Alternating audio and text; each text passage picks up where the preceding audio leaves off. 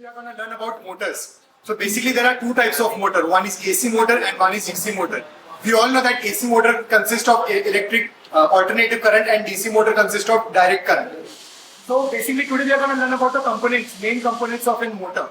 So on number one we have stator. Now what does stators do? The rotation moment of a motor, the rotation moment, how it's rotating, that depends on the stator. And who is making it rotate? That's rotor. So basically rotor is the rotating, stator is the rotation moment of motor.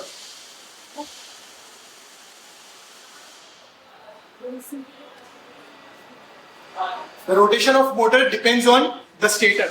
And who makes it rotate? It's the rotor. Rotor basic function is to convert electrical energy to mechanical energy.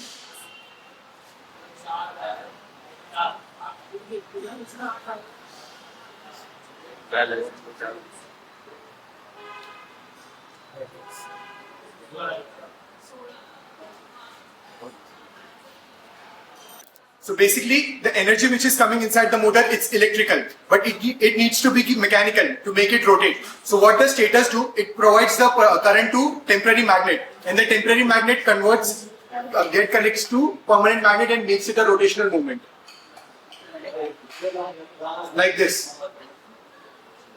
Bearing, we all know what does bearing do. Bearing gives the rotational moment and it makes the smooth flow of rotation to motor. Number 4, we have Hall sensors. So basically this is a very small component which plays a very crucial part in motor.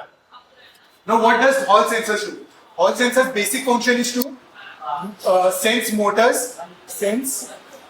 motor, position, direction and speed. So basically these sensors sense the motor's position, direction and speed. This small sensor plays a very crucial role in motors. On number 5 we have motor casing.